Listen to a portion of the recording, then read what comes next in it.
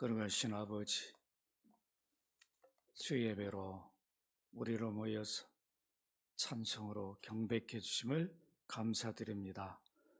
이 저녁에도 그리스도의 공로로 모였사오니 그 이름으로 아버지 앞에 드리오니 모든 영광을 받아 주옵소서. 이 종을 긍휼히 여기시고 그리스도 피로 씻어주셔서 이 저녁에 주의 복음이 바르게 증거되도록 성령님 감화감동하여 주옵소서. 주 예수 그리스도 이름으로 기도합나이다. 아멘. 네, 오늘 본문 12절 이렇게 보시면 온 무리가 가만히 있었다.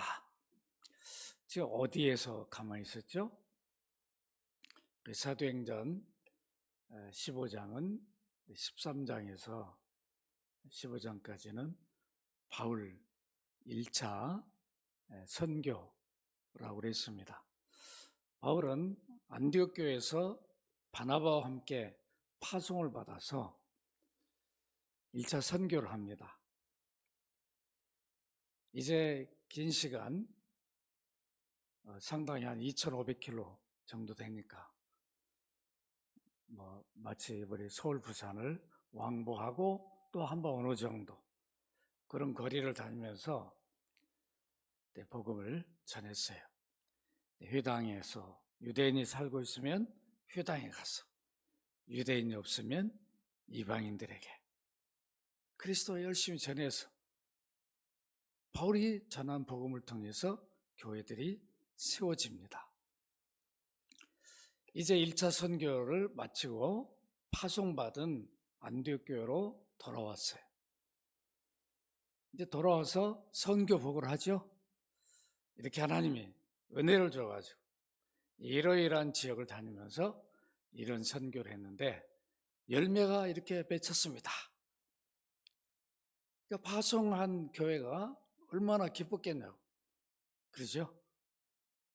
우리가 이렇게 파송은 직접 안 했어도 지금 많은 선교사 우리가 후원하고 돕잖아요. 그분들 오셔가지고 우리 선교제 여러분들 물질로 기도로 협력해 주셔서 이러이러한 열매가 있었습니다. 이렇게 보고할 때 마치 우리가 가서 복음을 전한 것처럼 기쁨이 있잖아. 그러니까 바울과 바나바가 참 고난도 받고 힘들었지만은 이 안디옥 교회는 이방인 지역에 세워진 교회였죠. 예루살렘 교회가 핍박이 심하니까 어느 정도 심했냐면은 스데반이 순교를 당했어요. 야고보가 죽었어요.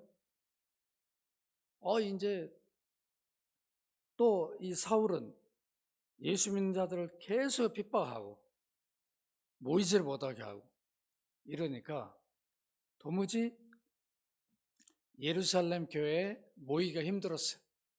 그래서 그들이 이제 몰래 흩어집니다. 흩어졌는데 어디까지 갔냐면 안디옥 지역까지 갔어요. 상당히 예루살렘에서 먼 거리죠. 한 500km 정도 된다고 그래요. 멉니다. 그 이방인 지역 가서 복음을 전했는 그들이 돌아왔어요. 교회가 세워졌죠. 이 소식을 예루살렘 교회가 듣고 누굴 보냈죠? 바나바를 보냈죠. 담임 목사로. 야, 저 이방인 지역에 교회가 세워졌다는데 아무래도 바나바가 가서 목회를 해야 할 것 같다. 그래서 가서 보니까 자기 혼자 감당이 안 되는 거예요. 그래서 지금 이제 예수 믿고 핍박자가 예수 믿고 변화되었어. 고향에서 지금 잘 훈련받고 있는 그 다소 바나바가 찾아갑니다. 사울, 날 좀 도와줘. 이 안디옥에 교회가 세워졌는데 내가 감당할 수가 없어. 당신하고 함께 사역하면 교회가 더 안 된 서갈 것 같다. 그래서 함께 동역을 하죠.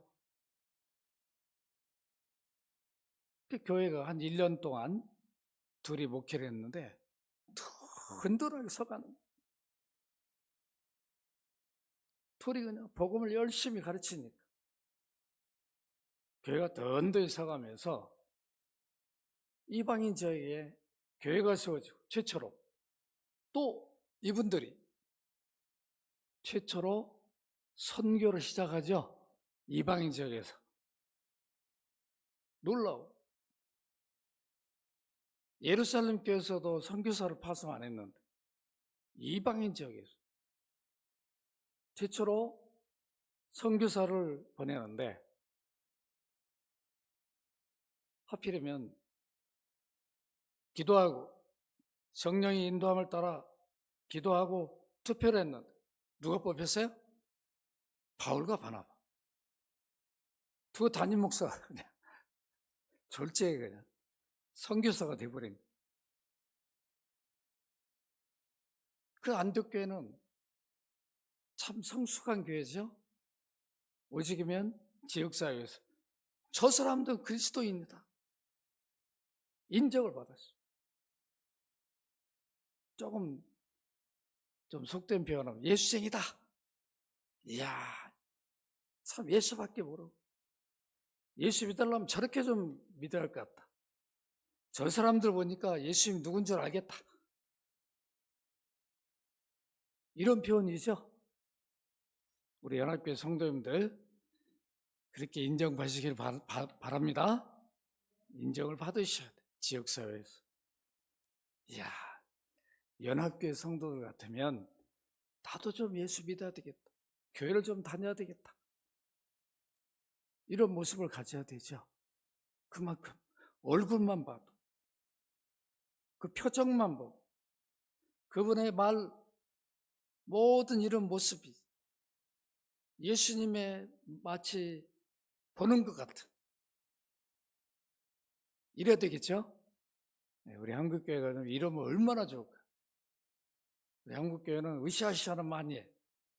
막 그냥 뭐 특세 막 새벽에 하면 그냥 서로 자리 잡으려고 막 먼저 뛰어가니까 술 취한 사람이 무슨 싸움이 난 줄 알고 막 따라간 거예요. 막 하니까 가서 보니까 교회로 간 거예요.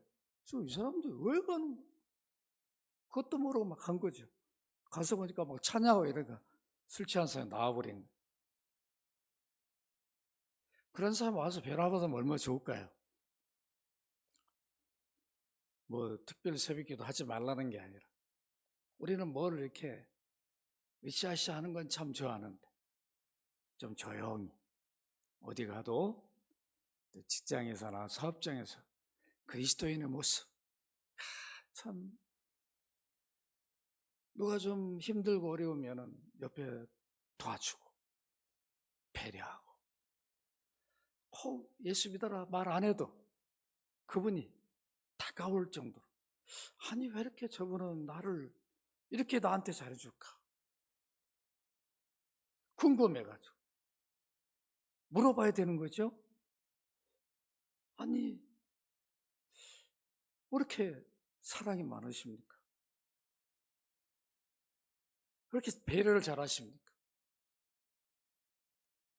놀라야 된다. 그 다가와야 돼. 그래서 뭔가 궁금한 거 물어보고 늘 포근함을 느끼게 하고, 이게 십자가 사랑 아니에요? 그러죠?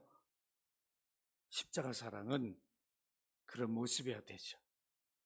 내 거가 아니라 나눠줄 줄 알고 배려할 수 있는, 이것이 바로 십자가 사랑인데, 안디옥교회 바울과 바나바를 파송합니다. 어디 오늘날 그 말이 되겠습니까? 절대 안 되죠. 담임 목사를 어떻게 파송하겠어요? 다른 교회 잘 하고 있는 사람 뺏어오려고 그러죠. 그러죠? 절대 안 하려고 그래요. 물론 있겠죠. 찾아보면 전혀 없는 건 알겠지만 보편적으로 그렇지 않다는 거예요. 안디옥교회는 그렇게 해서 파송해서 선교일을 마치고 잠깐 바나바와 바울이 쉬면서 2차 선교를 구상하고 있었는데 어떤 일이 벌어집니까? 원정차 예루살렘 교회에서 허락도 안 받고 아주 열심히 특심이 있는 사람들이 바울이 바나바 복음을 전해 세운 교회마다 다니면서 시비하고 논쟁한 사람들이 있었어요. 그 사람이 오늘 여러분 사도행전 15장 1절입니다. 사도행전 15장 1절 우리 함께 한번 읽어볼까요? 여기 있으니까 같이 읽습니다. 시작. 어떤 사람들 유대로부터 내려와서 형제들을 가르치되 너희가 모세의 법대로 할례를 받지 않으면 능히 구원을 받지 못하리라. 뭘 받지 않으면요?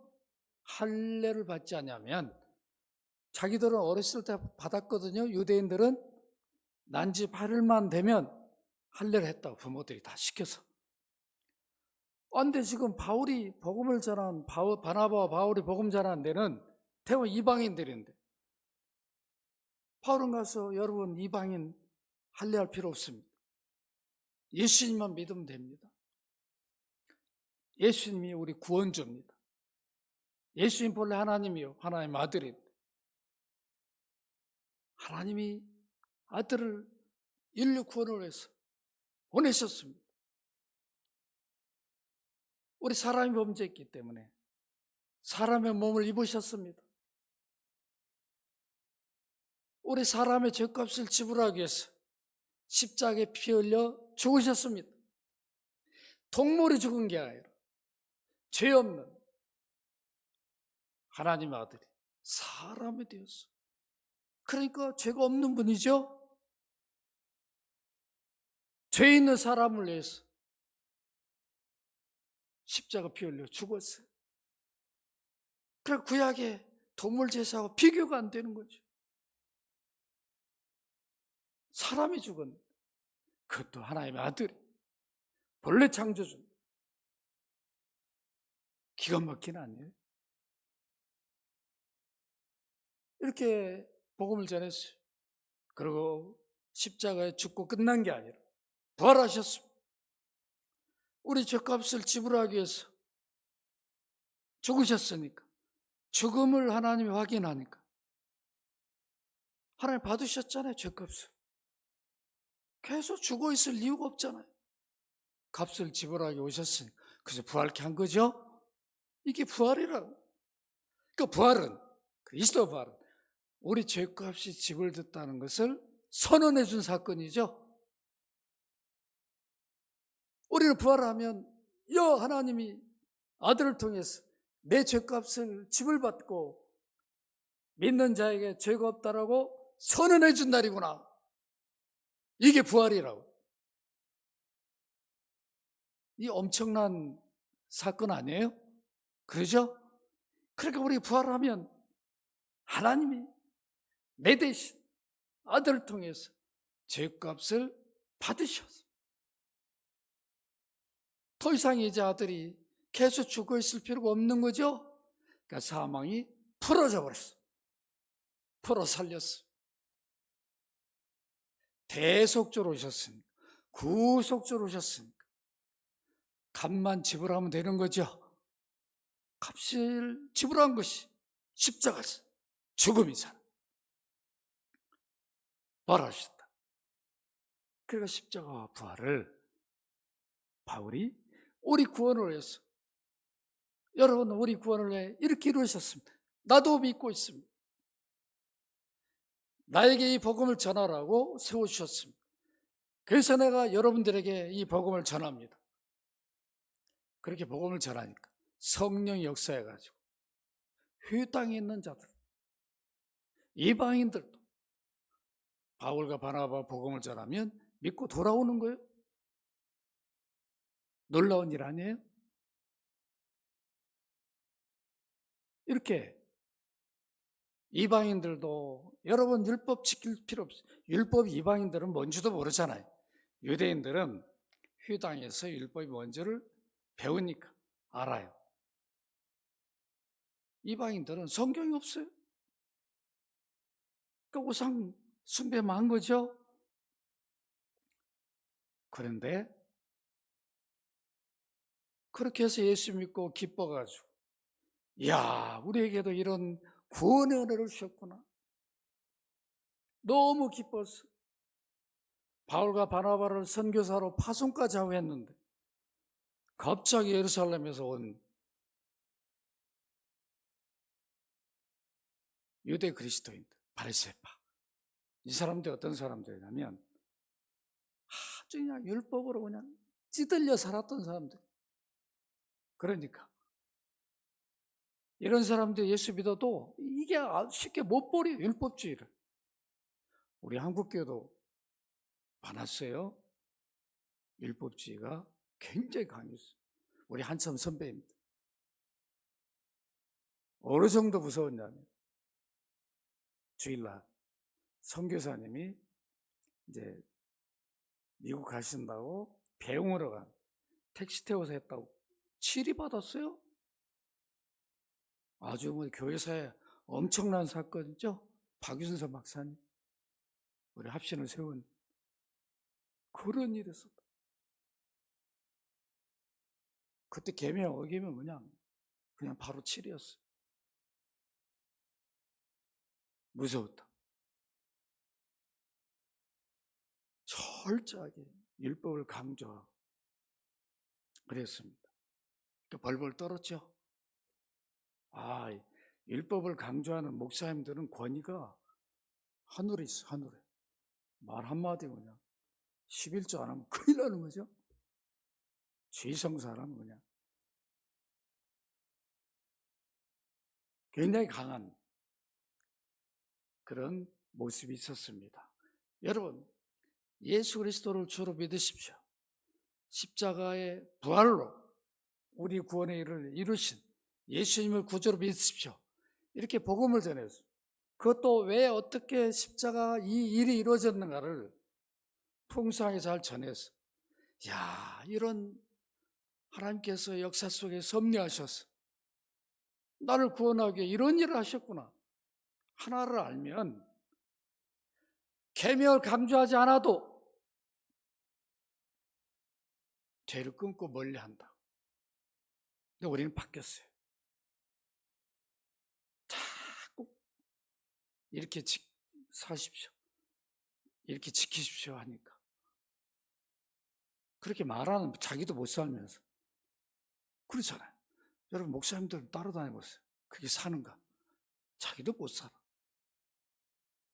이건 내 얘기가 아니라 베드로가 분명히 얘기를 한다. 조상들도 못해, 너희들도 못하면서 왜 이방인들에게 율법의 멍에를 매주냐는 거죠. 복음을 모르니까 자꾸 율법을 강조하는 거죠. 율법을 제대로 못 지키는데도 조금 지키면 잘 지키는 것처럼 여기는 거죠.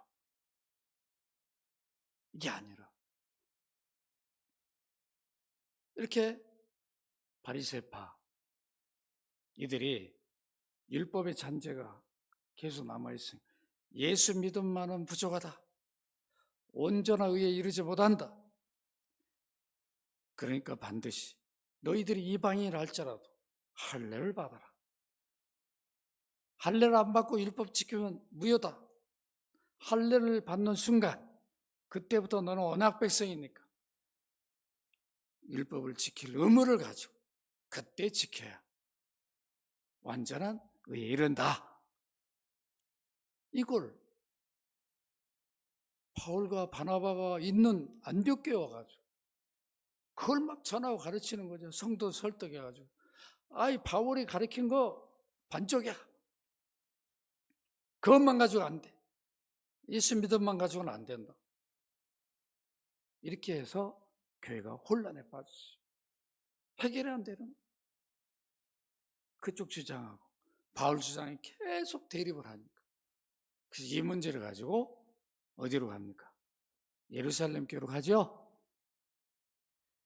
예루살렘 교회가 마치 총의 역할을 해요. 오늘날로 말하는 모든 개교의 문제를 이제 노예에서 총대로 파송해 가지고 총회에서 모여서 그 안건을 다룹니다. 우리 교회는 우리 오장로님이 총대로 다니시죠? 제가 총대로 다녔는데 요즘 제가 노예를 잘 안 갑니다. 그래서 이제 오장로님이 다니시는데 장로님한테 궁금하면 물어보세요. 어떻게 하나요? 총회가 모든 헌의안이 올라오면 총대들이 모여서 그것을 서로 이것이 합한지 부한지 충분한 토론 후에 투표를 해서 거기서 결론을 내리죠. 마찬가지입니다. 지금 이 안디옥 이 문제도 결국은 예루살렘 교회에 안이 올라갔어요.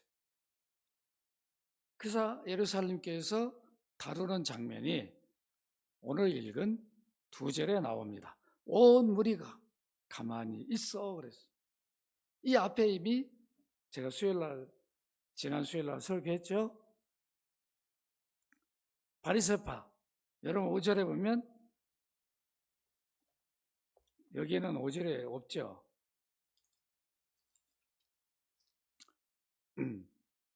여러분 5절 사도행전 5장 5절을 같이 한번 읽어볼까요? 시작.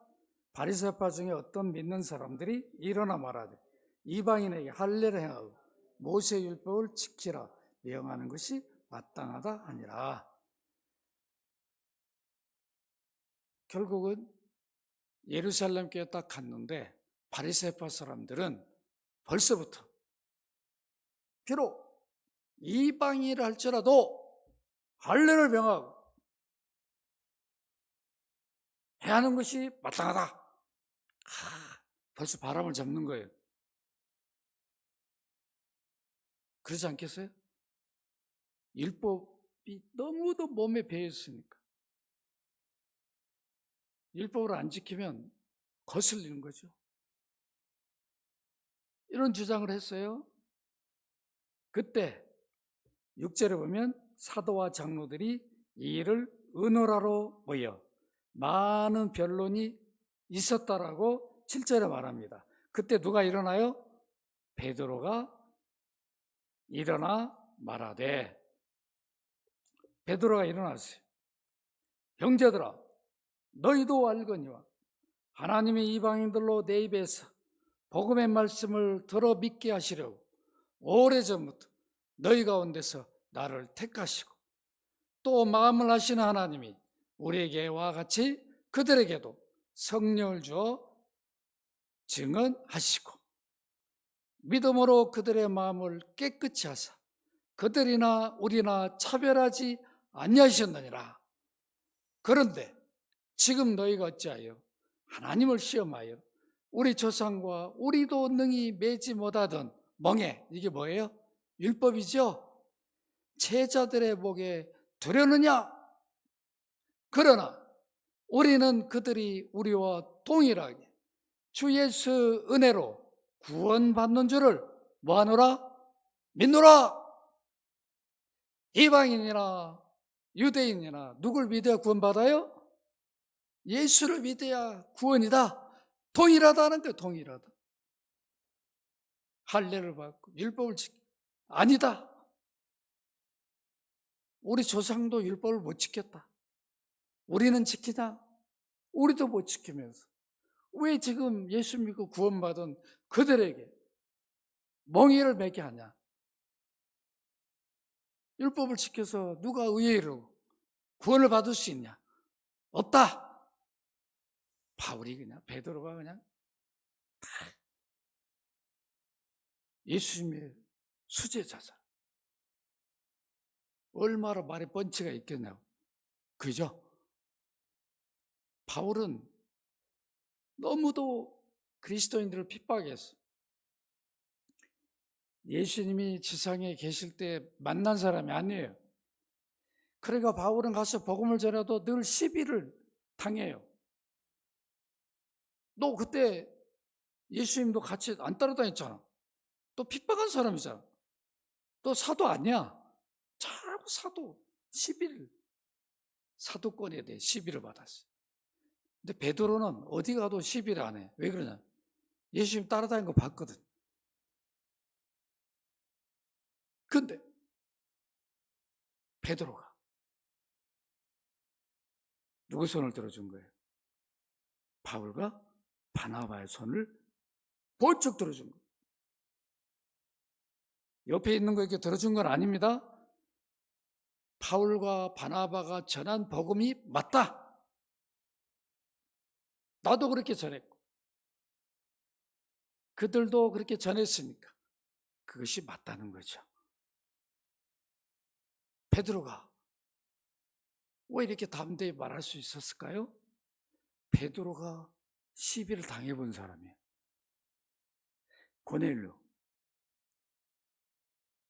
로마 백부장, 고넬료. 베드로가 기도 중에 성령이 고넬료를 만나라고 이렇게 하는 거예요. 이방인이잖아요. 그러니까 베드로가 만나길 꺼려해요. 또 환상 중에 위에 자루가 내려왔는데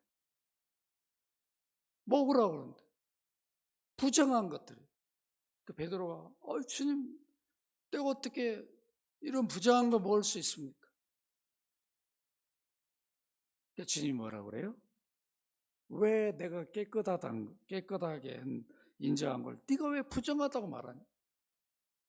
고넬로가 이미 주님은 그를 구원받은 백성으로 은혜를 입혔는데 베드로는 부정한 자 취급하고 안 만나려고 그러는 거예요.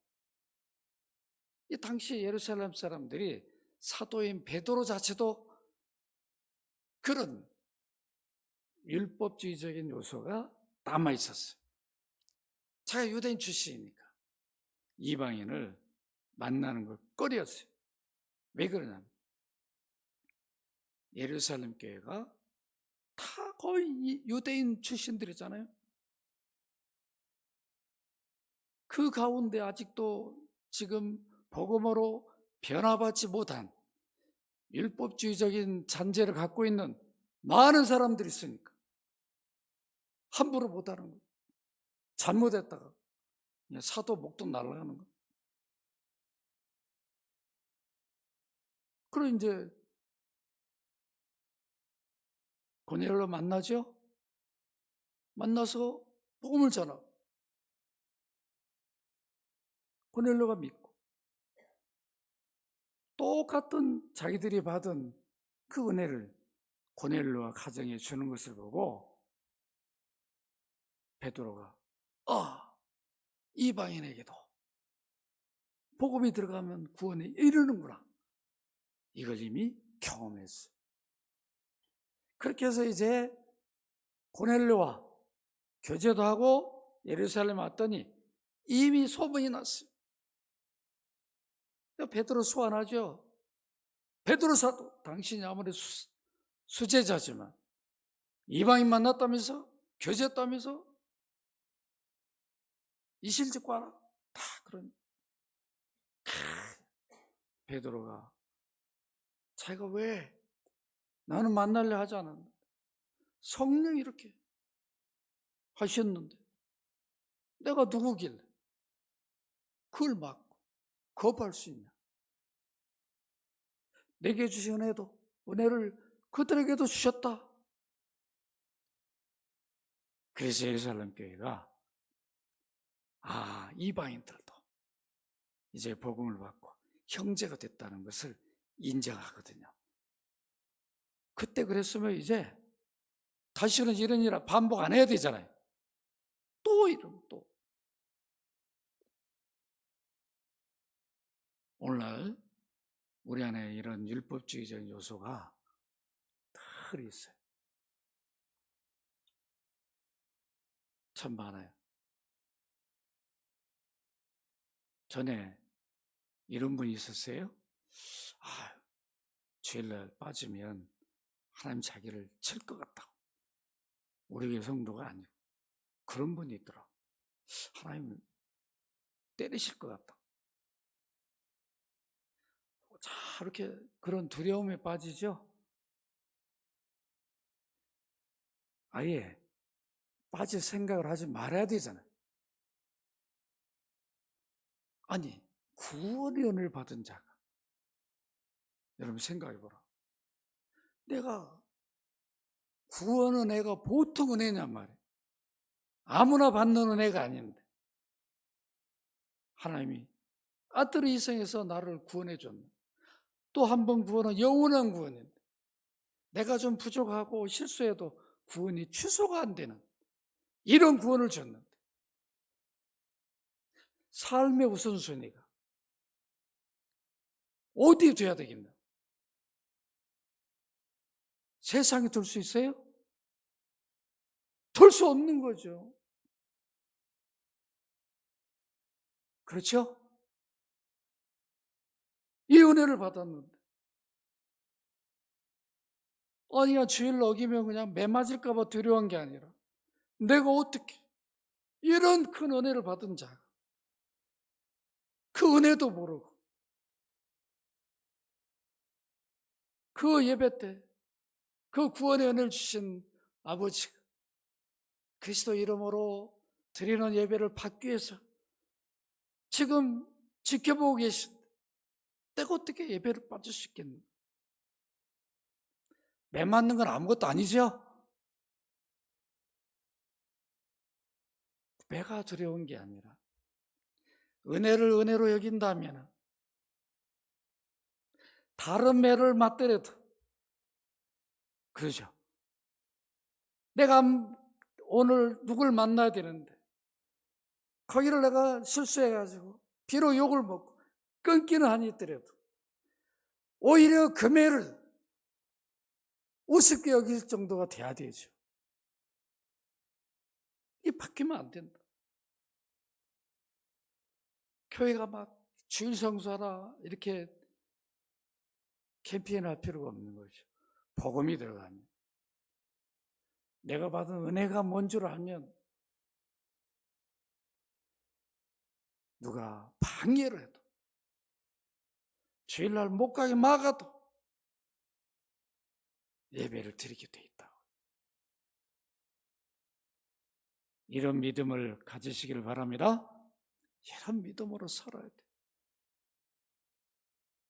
그러면 자발적인 믿음의 삶을 산다고요.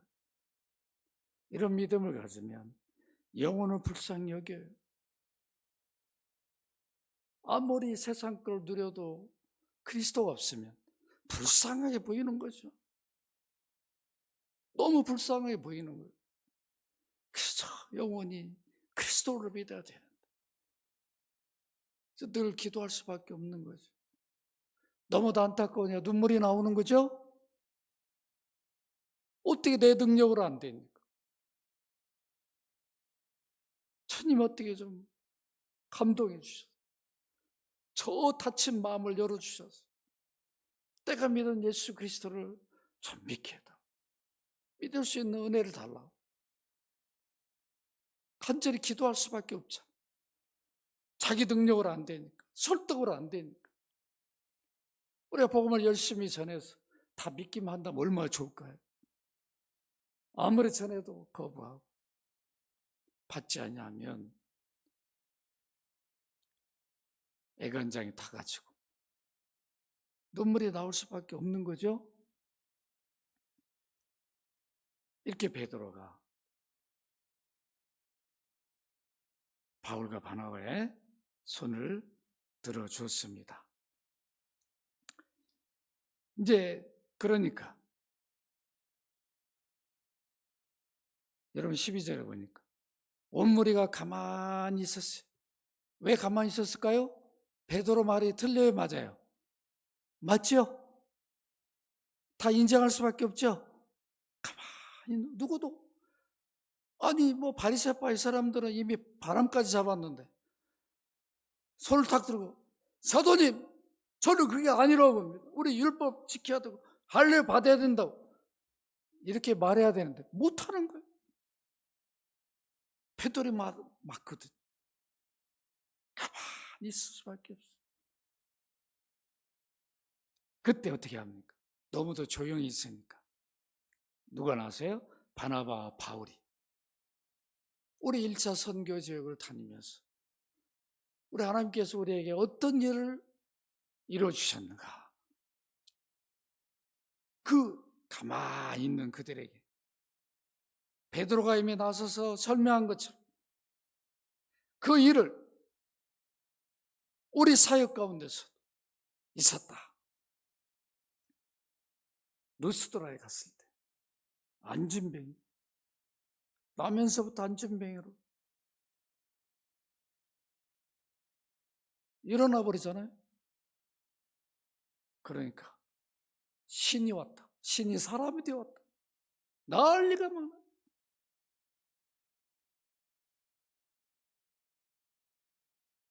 그러니까 바울과 바나바가 1차 선교 지역에서 경험했던 것을 말할 때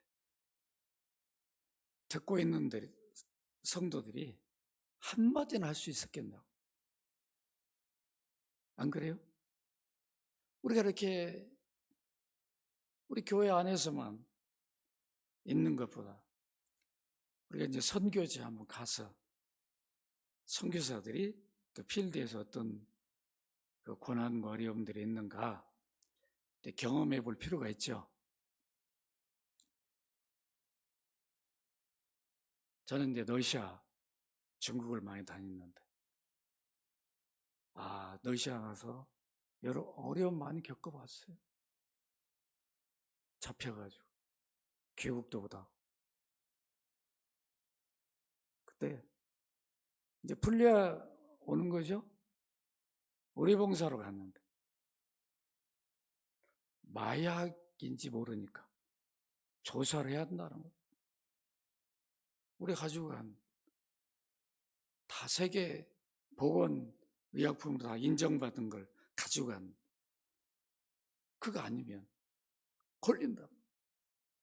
러시아도 다 인정하는 그런 약을 가지고 갔는데 어떤 성분인지 검사를 해야 한다는 거예요.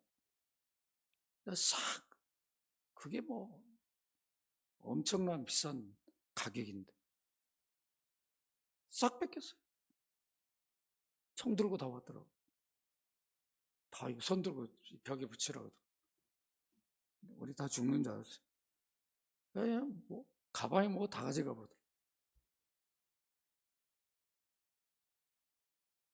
그 문을 잠그니까 나가지도 못해. 화장실에 나갈 때만 문 열어주더라고. 따라가고. 이 선교지라고 하는 데가 참 힘들고 어려운 데죠. 그렇지만 그 시대의 복음을 전하니까 그들이 변화를 받아요. 예수 믿고 교회가 이루어지잖아요. 그 놀라운 일이에요. 이렇게 바울과 바나바가 설명을 했어요. 어떤 일이 있었는가? 그때 야고보가 나섭니다. 여러분, 야고보가 뭐라고 말하죠? 13절에 같이 한번 읽도록 합니다. 시작. 말을 마침에 야고보가 대답을 이르되 형제들아 내 말을 들으라. 그러면서 아모스 9장 11절 12절을 인용해서 베드로 사도 말이 맞다. 이미 아모스 때에도 하나님은 이방인들이 다 하나님 백성으로 편입되는 그런 역사를 이루어주셨다. 이 설명을 하는 거예요. 그런데 야고보가 뭐라고 말하냐? 여러분 19절 같이 한번 20절까지 읽어보십시다. 시작. 그러므로 내 의견에는 이방인 중에서 하나님께로 돌아온 자들을 괴롭게 하지 말고, 이 말은 뭐예요? 뭘 요구하지 말라는 거예요?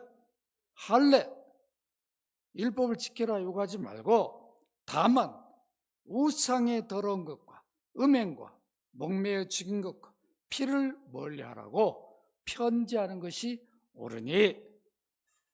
왜 이 말을 할까요? 이방인들이니까 신전 제사를 우상 숭배를 많이 해본 사람들이죠. 그러니까 이들에게 우상, 더러운 거, 그런 거, 이방인들이 신전에서 신에게 제사한 그 음식의 시장에서 판단 말이에요. 그러면 아주 그냥 거룩한 음식으로 여겼어요.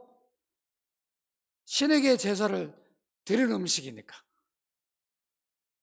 그래가지고 사람들이 그걸 아주 좋게 여기고 거룩한 제사 음식이다 여기고, 저걸 먹으면 마치 복을 받는 것으로 생각들 했다고. 그게 아니죠. 그러니까 이방인 너희들 할례는 받을 필요 없지만 이런 신전에 나온 거, 이런 것들은 구별해서 먹지 말라. 그 몇 가지 요구를 한 거죠. 또 음행, 유대인이나 이방인이나 이런 거는 해서는 안 된다.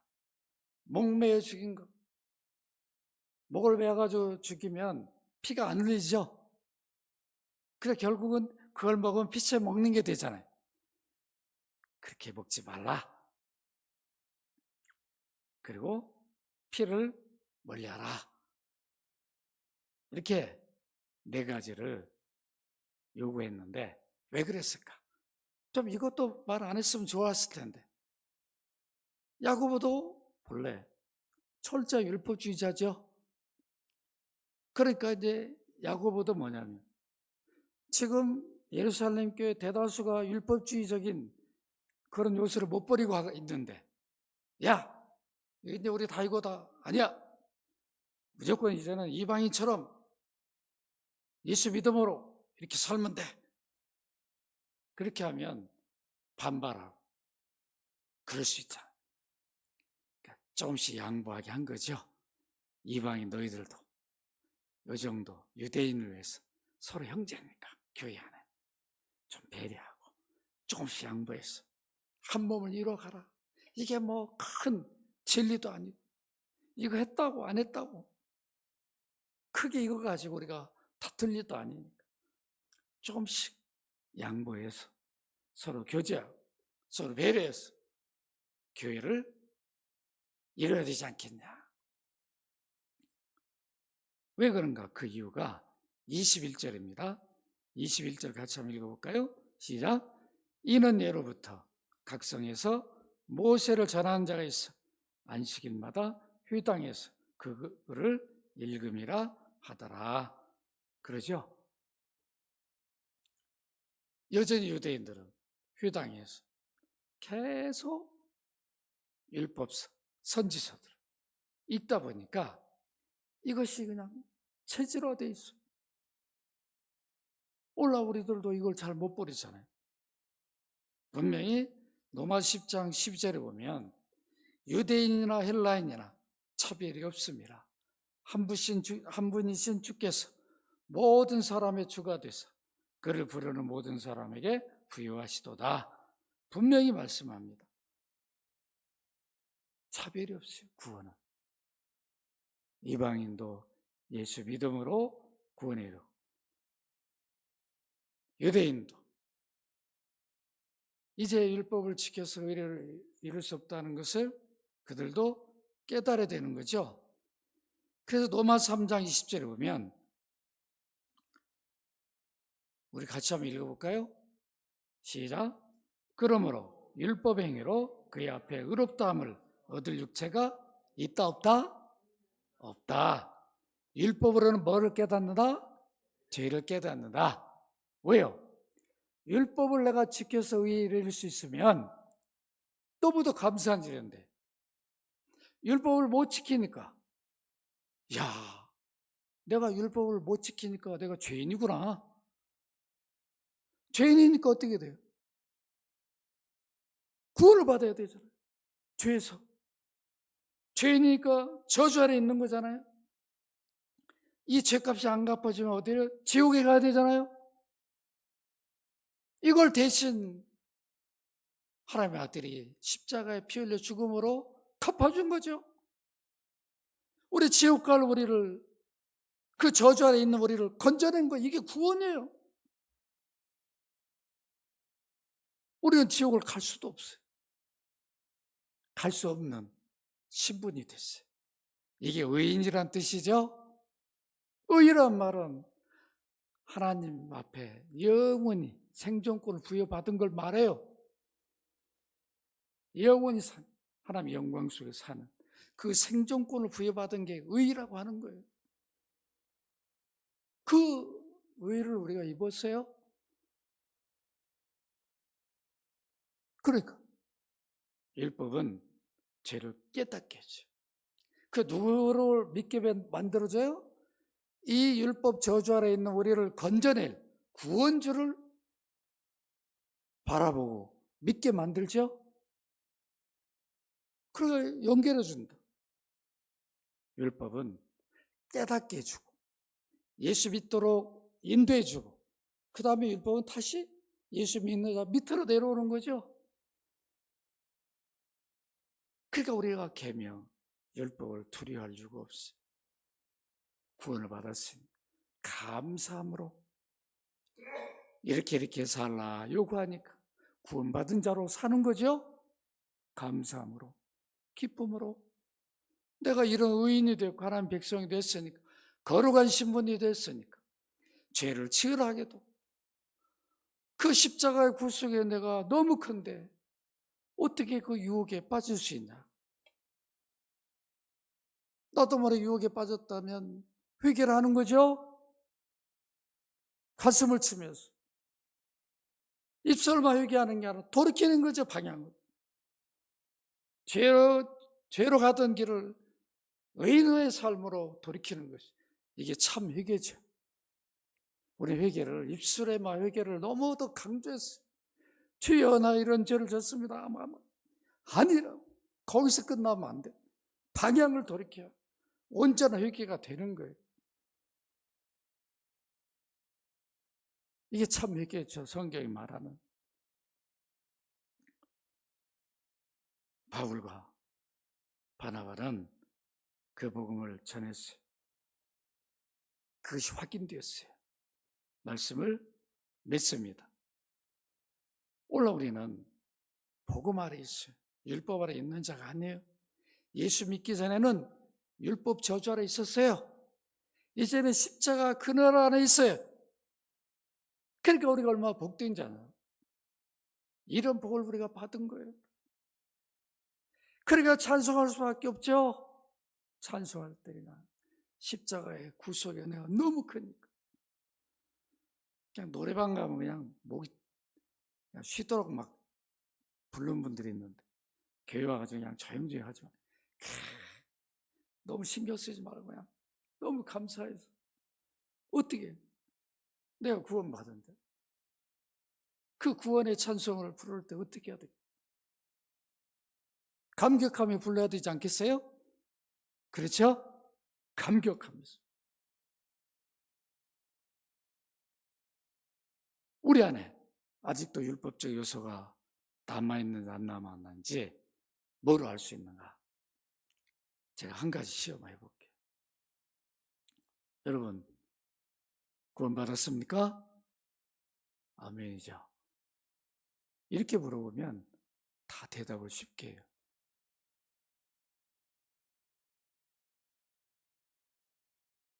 여러분, 예수 믿으시죠?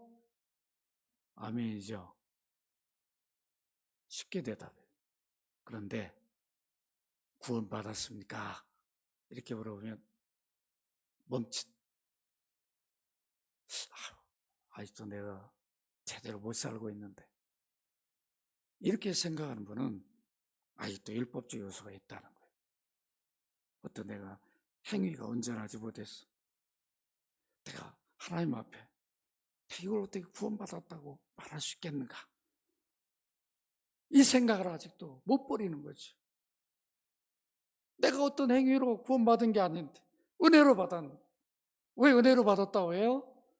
하나님이 우리 구원을 위해서 모든 계획 작정하시고 그 일을 다 이루셨어요. 그걸 우리에게 선물로 주셨어요. 믿음 고백까지 하도록 은혜를 줬다. 이렇게 해서 받은 구원이니까 은혜라고 하는 거, 은혜라고. 내가 한 건 아무것도 없어. 내가 믿음 고백한 것도 성령이 하게 했는데 그걸 무슨 공로라고 말할 수 있어요? 내가 믿습니다 했으니까 이거 공로 아닙니까? 부끄럽지 무슨 공로냐. 여러분들이 누가 물어보면 예수 믿으십니까? 네, 믿습니다. 구원 받았습니다. 받았습니다. 어떻게 받았습니까? 예수 믿음으로 받았습니다. 예수 그리스도가 십자가에 피 흘려 죽으시고 내 죄를 대신 지불했기 때문에 나는 그것을 믿습니다. 난 그것을 믿음으로 구원받았습니다. 이러면 여러분들은 율법적 요소가 없는 거예요. 누가 구원받았냐 물어보면 뒤로 손이 딱 가면 벌써 율법적 요소가 있는 거예요. 우리 구원받은 사람들은 뭐가 차이가 있는 줄 아십니까? 영혼을 볼 줄 알아요. 아시겠죠? 영혼을 볼 줄 알아요. 아직도 율법적 요소가 있는 사람들은 영혼을 잘 안 봐요. 뭐만 보냐면 율법대로 사는가 안 사는가만 봐요. 자꾸 판단하고 지적해요. 그러나 정말 구원의 은혜를 아는 사람은 그걸 보지 않고 영혼을 봐요. 저 저주 아래에 있는 저 영혼 불쌍하게 내가 은혜를 입었듯이 주님 저 영혼에도 은혜를 주세요. 이렇게 기도합니다.